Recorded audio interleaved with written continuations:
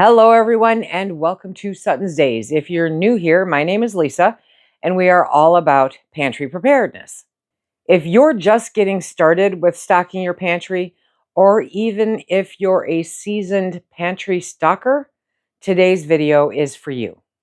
We're walking through 10 easy-to-stock food items that are your foundation for a good pantry. And I'll share real examples of how we use it and how much I stock.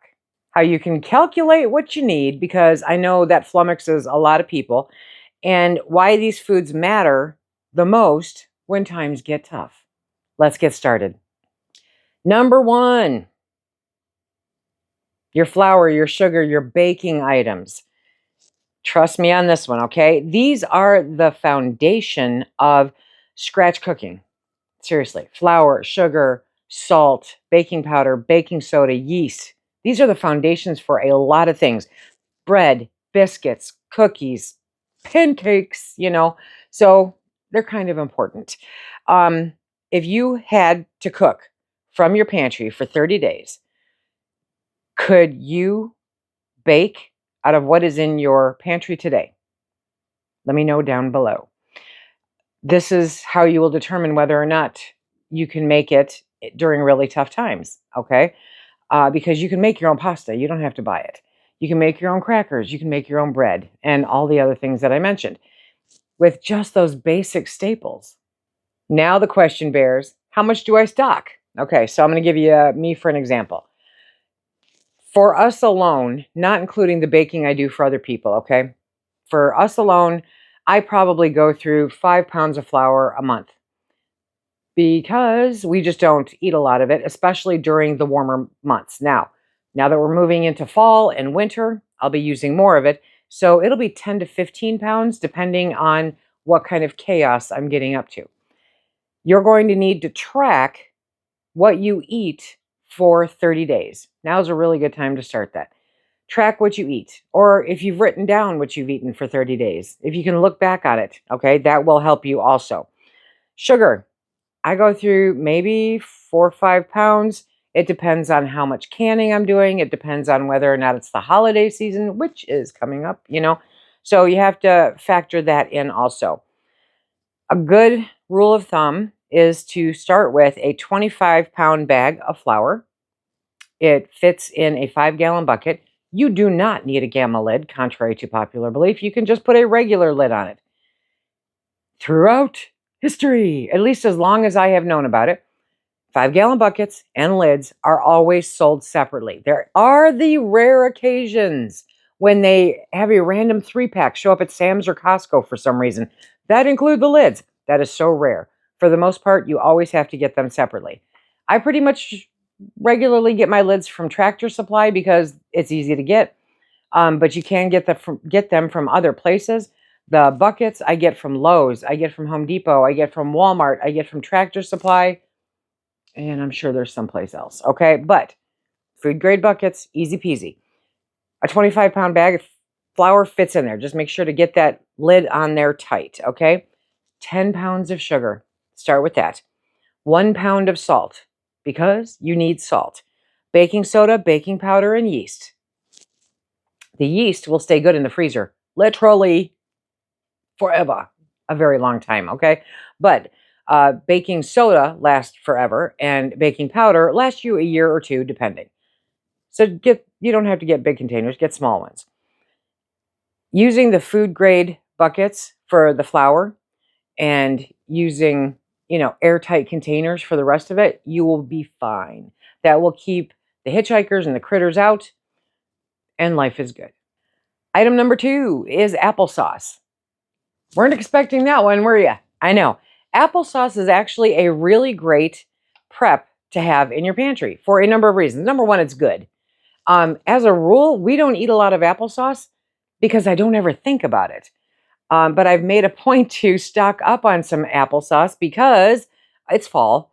And because I'm pretty confident I'm not going to be able to process apples this year with my shoulder. So I want to make sure that I have some. Applesauce can be used for a lot of different things, though. It's versatile. It's a snack, number one. it's a side dish with pork chops, right? Number two. And number three, it's a fantastic substitute for oil or eggs when you're baking, and even baby food if needed. Yeah, I know. And it stores like a champ. It really does. It stores very well. Once you open it, put it in the fridge. It's that simple. How much do you need to stock? Okay, that's a really good question. 1 to 2 servings per person per week, if that's what you're doing, right? But if you're using it as a substitute for oil or for eggs, which is healthier, yay, okay, then you might need a little bit more. Or if you don't use it at all, then maybe 1 to 2 servings per week is what to think of. So for a family of two, that's about 4 to 8 jars or 2 big number 10 cans per month. No, you cannot recan it. Okay, so stick with the stuff that comes in the jars from wherever because it's cheaper too. It's so inexpensive, so inexpensive. Buy it unsweetened though. That's my big tip for that. Don't buy the sweetened stuff. Buy the unsweetened to give you more flexibility in your recipes when you use it. Highly recommend giving it a try in different breads because it's fantastic. You can use it in so many different recipes and it doesn't alter the flavor a whole bunch, you know? It kind of adds that nice little sweet, even though it's unsweetened because it's apples, and it substitutes oil. Anything that substitutes oil, yeah, hello. That doesn't make it nonstick, by the way. Canned vegetables and fruit. Because when fresh isn't available, and it was never always available, okay, we have to have it shipped in for it to always be available. And that may prohibit it in many ways. One, it may not get here. Two, it may not be as good a quality. And three, it's probably going to cost more, with everything going on. So when fresh isn't available or affordable, these fill the gap, the canned fruits and vegetables. Peas, green beans, carrots, corn, pineapple, peaches, pears, all of that fun stuff. How much to stock, though? That's going to be the personal choice, I'm going to say I'm number one, I'm throwing this number out there based on the average diet, not on diabetic friendly or, whatever the case may be. So plan for 1 to 2 cans per person per day. And that is of fruit and vegetable. Okay. 1 to 2 cans of fruit, 1 to 2 cans of vegetable. When you think about it, the fruit can be divided and have part of it for breakfast, part of it for dinner. The vegetable, lunch, dinner, all dinner. I mean, I know Phil can sit down and eat a pint and a half jar of green beans without blinking, so it's going to depend on appetites and all of the other stuff. For 2 people, though, when you start doing the math on this one, for 2 people, for 30 days, you're looking at 60 to 120 cans. 60 to 120 cans of each. Yes, that's a lot, right? So if you are looking at ways to make sure that you are getting your fruits and your vegetables, number one, it always doesn't have to be the status quo, the standard that everybody does. I knew some folks, great couple, and we were talking one time, and she said that one of the budget vegetables that they served when things were getting kind of tight sometimes was an onion. And they would take that onion, take the middle out, core the middle out, okay, and put a chicken bouillon cube in it and bake it. And the bouillon would soak through the onion and she goes, it tastes great and it costs almost nothing. I'm like, that's a really great idea. I've never forgotten it, obviously. So, I mean, it's a great idea and it's not your norm. So vegetables don't have to be a big thing. You can differ from the norm that people have. It doesn't have to be green beans or corn or carrot or whatever. But if you've got it, then do it. The other thing to look at is that if you're making things like casseroles or soups, right? It requires a different kind of vegetable. I mean, the same kind that, like green beans or green beans, that kind of thing. But maybe they don't have to be canned. They can be dehydrated or they can be freeze dried or they can be frozen. So you want to take a look at that and figure out the servings needed to equate and factor all that in. I mean, 60 to 120 cans per person per month is a lot. But if you divide it up between all the different ways that you can store vegetables, it's much more manageable than a bunch of cans. Nobody needs that many cans, okay? Um, Things to keep in mind is to watch for case sales. And now they're starting all the case lot sales, right? Or clearance pricing, because as we discussed, the stuff in the cans lasts longer than the date. That's a best by date. That's not a drop dead date. And that's how you build your stash early on, or that's how you beef up your stash as things are getting tighter. Go for the things that are on sale that you know you're going to eat and get as many as you can.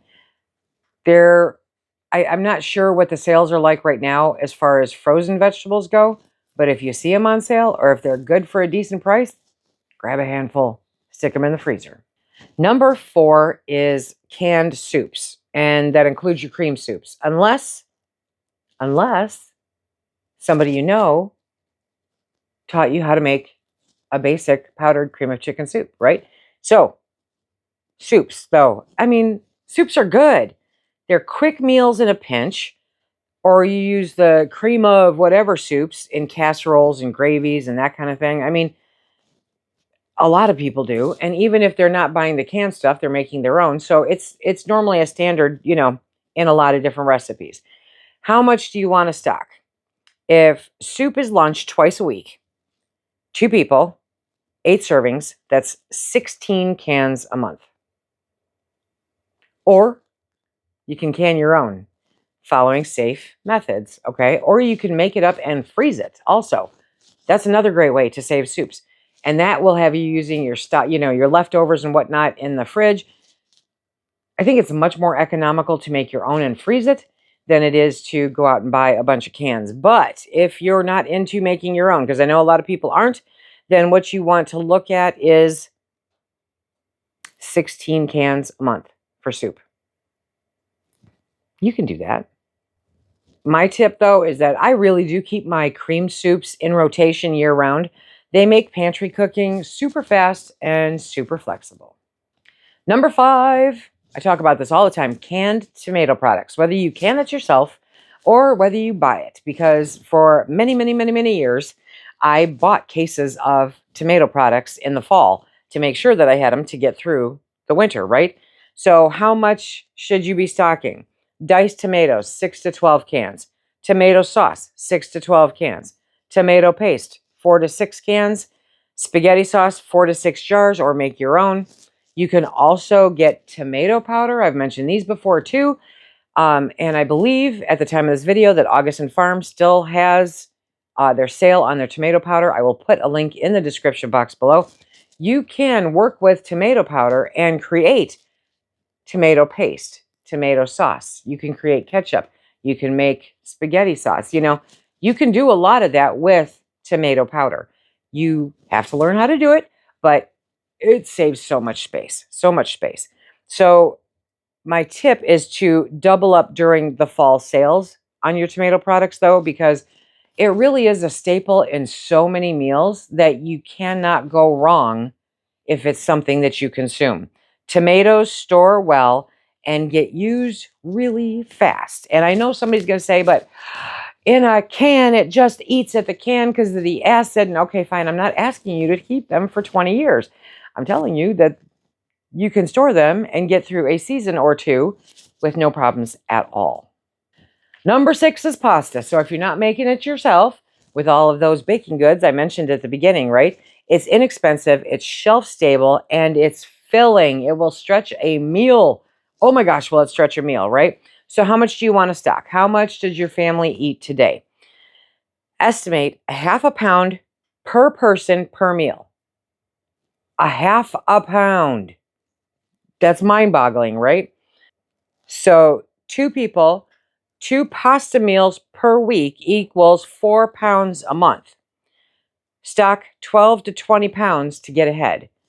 It's normally a pound in a box, right? So right now, every 6 weeks, you'll find those sales where they put, the loss leaders to get you in the store to buy the boxes of pasta for, I don't know, whatever they're going for. I literally haven't bought pasta in like 2 years, I think. So, yeah, I can't remember what the going rate is. If you know, throw it in the comment section down below. Vacuum sealing, here's my tip. Vacuum sealing them in jars is a great way to extend the shelf life on clearance pasta. You're going to have to work hard to make pasta go bad. Number one, get it out of its original box, okay? Hitchhikers come in, or it attracts other guests that you don't want in your pantry. So get it out of there, get it into airtight containers. Mason jars, those lid lock things, Mylar if you want. A lot of people say that the only issue with Mylar is that A, it might crush some of it, or B, the pasta might have pointy ends that will poke through the Mylar. You know, jars. I put it in jars. Okay, number 7, Phil's favorite, peanut butter, right? Peanut butter or nut butter, whatever the case may be that you can take. Why? Because protein, number 1. It's a comfort food for a lot of us. Number 2, it's energy packed. It really is. It's great for kids, adults, and baking. Peanut butter cookies. Think peanut butter cookies, okay? How much do you need to stock?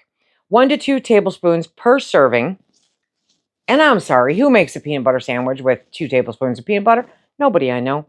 So that's about 15 to 20 servings per 16-ounce jar.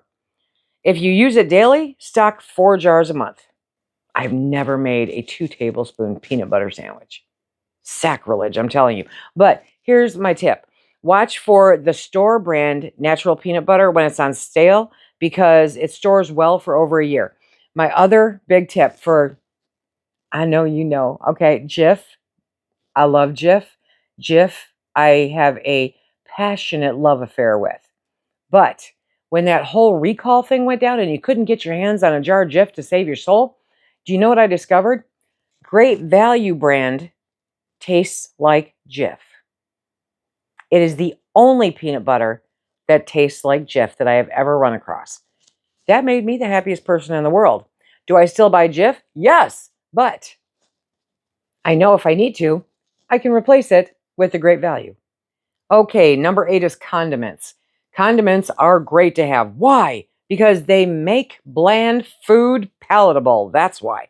Even rice and beans taste better with hot sauce, mustard, or ranch. One of those, we all, well, not all of us, but a lot of us have those, our parents were broke, comfort dishes, and Phil's, my parents are broke comfort dish was rice with ketchup on it. If I have extra rice in the refrigerator, he will heat it up and put ketchup on it. It's just so wrong in my head. But for him, it's a comfort thing. It's something that he grew up with. So, condiments make all the difference. Go by usage. Seriously, this is one of those things where you're going to have to go by usage based on your household. 1 bottle of each staple condiment per person, 1 to 2 bottles per month. Now, if you've got young ones that intravenously take in ranch dressing, you may have to up that quota a little bit, But for the rest of the world that doesn't think ranch goes on everything, you might not need that much. Something to factor in based on your household and who's in it. Here's a tip. Those small packets that you can get from takeout or from Sam's Club, you can buy them, yes you can, are handy for lunches and power outages. They do not have an excessively long shelf life. So if you think those are going to save your butt and you put them on the shelf looking for them to be there in 10 years, you're probably going to be massively disappointed, possibly sick. Number 9 is meat. Either freezer or shelf stable. However you can do it, whatever the budget allows for. But when you're building a pantry, it is important to consider meat. Why? Protein is critical for energy. I mean, critical. No, you do not have to get it from meat. You can get it from plant-based diets also, but go with me here, okay? So protein is critical for energy, strength, and morale because nothing boosts my morale like a cheeseburger or steak or a really good grilled pork chop or you get the drift, ugly chicken. Yeah, frozen meat is great, but shelf-stable meat gives you backup. So as you are moving forward, you want that backup because if something happens to the power grid, you don't want to lose all of that meat in your freezer. you want to make sure that you've got shelf-stable meat also. So as you move forward, think, I need a backup to my regular item, and then I need a backup to my backup. And then it's just down the rabbit hole. Welcome to SuttonsDaze. Yeah. But having a backup is a fantastic thing to do. So how do you figure out how much to stock? This could be, tricky for my meat eater people. Okay. 3 to 4 ounces of meat per meal. I know that we're used to eating more. I know that 16 ounces is great, but 3 to 4 ounces per person per meal is what you want to average. So that's 6 to 8 ounces per day. Yes, we're figuring lunch and dinner there, or breakfast and dinner there, or breakfast and lunch and have something else for, twice a day. 2 people times 30 days equals 30 to 40 pounds of protein a month. 30 to 40 pounds of protein a month. When you think of it that way, it gives you a whole nother perspective to look at when you are stocking up your pantry. My big tip here is to rotate your freezer meat. Don't leave it in there. It's not a set it and forget it in the freezer. No matter how great you pack it, you want to make sure that you're rotating through it. Learn to pressure can. I know somebody who can teach you how to pressure can and put your own meats up on the shelves safely so that you don't take out your family. I promise. It's good. Meat, proteins, good thing to have, and definitely what I consider to be a building block, a great foundation for a pantry. Now, number 10, last but not least, because it is the culinary glue that holds it all together, right? Cheese, yes. Flavor, protein, comfort, versatility. Cheese has it all going on, right? Freeze it shredded for easy meal building. Freeze it as it is for, future use. Freeze dry it.